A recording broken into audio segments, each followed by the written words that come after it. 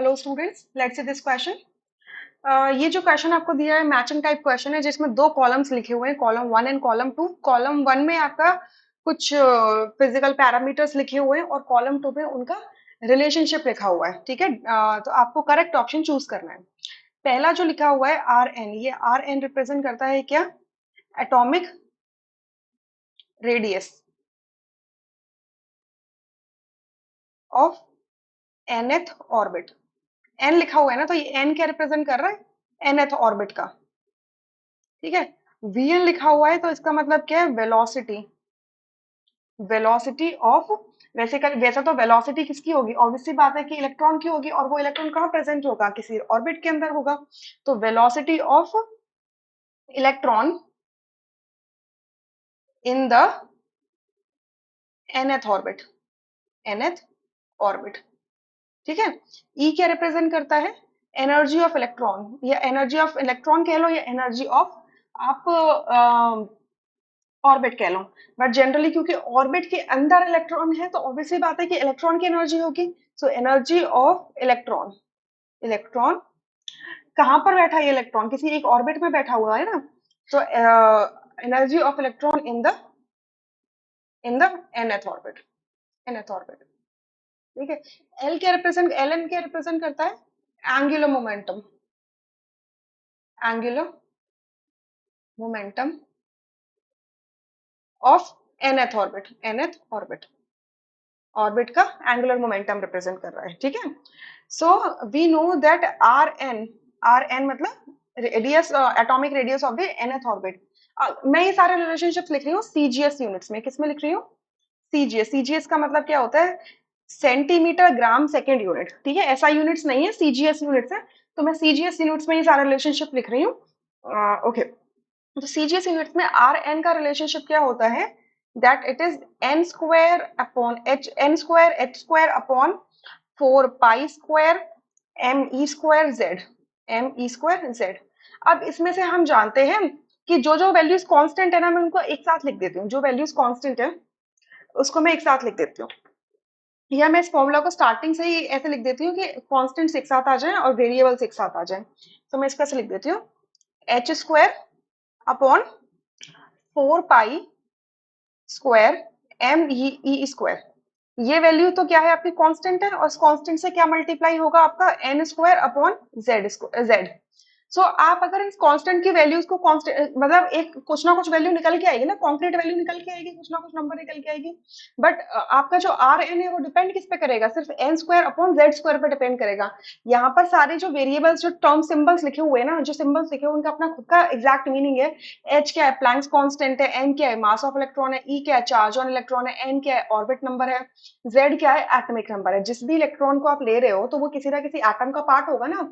तो उस एटम के न्यूक्लियस में कितने प्रोटॉन्स बैठे हैं आपको वो भी पता करना चाहिए। ठीक है, so basically R N is directly related to क्या? किससे रिलेटेड है? N square upon Z square से, क्योंकि जो ब्रैकेट के अंदर प्रेजेंट है वो तो क्या है? कांस्टेंट है, राइट।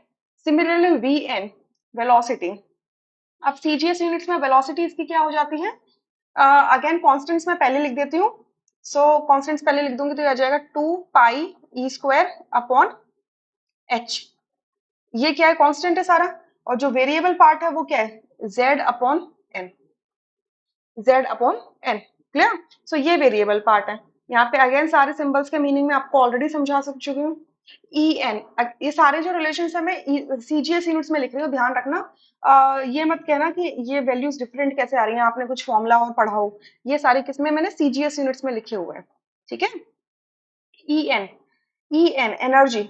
एनर्जी को अगर मैं सीजीएस यूनिट्स में लिखती हूँ तो ये आ जाता है हमारा H square upon 4 pi square M E square. 4 pi square M E square. ठीक है, और मल्टीप्लाई होता है किससे? N square. N square upon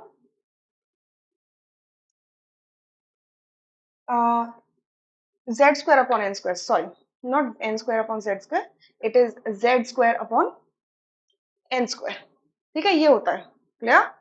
so again सबके अपने सिंपल सिंबल्स सेम है। अच्छा, एल एन, एल एन क्या होता है? Angular momentum. And angular momentum हो जाता है H upon 2 pi into N. Clear? तो यहाँ पर एन वेरी करेगा, राइट? सो ये सारी क्या है आपकी ये कंप्लीट फॉर्मूलाज है, ये कंप्लीट फॉर्मूलाज है सीजीएस यूनिट्स के अंदर।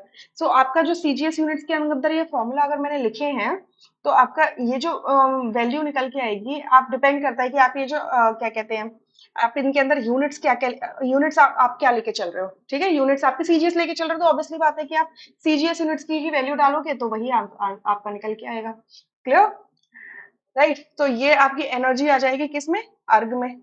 ठीक है? अर्ग पर एटम में आएगी, क्योंकि आप एक एटम के लिए लेके चल रहे हो। ठीक है? अर्ग पर एटम में आएगी।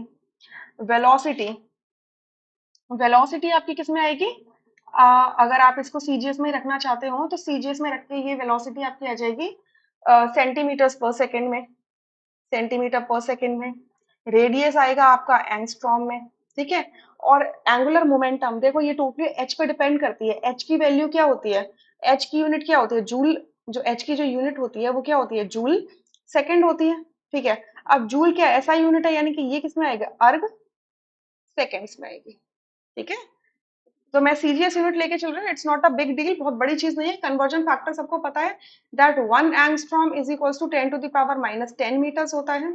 1 centimetre is equals to 10⁻⁻2 metres होता है। ठीक है? 1 अर्ग इज इक्वल्स टू 10⁻⁻7 जूल होता है। ठीक है? तो आप कन्वर्जन फैक्टर इस तरीके से कर सकते हैं, it's not a big deal. तो यहाँ पे जो कांस्टेंट्स हैं, जो ब्रैकेट्स के अंदर कांस्टेंट वैल्यू आ रही है, वो कॉलम 2 के अंदर मेंशन नहीं करी है, क्योंकि उन्हें भी पता है कि वो वैल्यू कांस्टेंट आएगी, तो आप एन की वैल्यू चेंज करते जाओगे तो सिर्फ आपका जो हाईलाइटेड पोर्शन है वो चेंज करना है आपको। ठीक है? सो आप क्या देख रहे हो कि R N is related to N square upon Z, यानी कि ए का क्या हो जाएगा? क्यू। ये नहीं हो सकता, ए का क्यू आ गया। बी का क्या हो जाएगा आपका? जेड अपॉन एन, मतलब बी एन क्या है? जेड एन से, जेड अपॉन एन से रिलेटेड है, यानी कि बी का ऑप्शन होगा पी। ठीक है? बी का पी होगा। सी के लिए क्या आ जाएगा? सी में एनर्जी लिखिए, energy is related to Z square upon N square, यानी कि सी का आएगा आर एंड डी का हो जाएगा आपका एस, यानी कि आपका फर्स्ट ऑप्शन करेक्ट होगा, बाकी सारे ऑप्शंस इनकरेक्ट हो जाएंगे। ठीक है?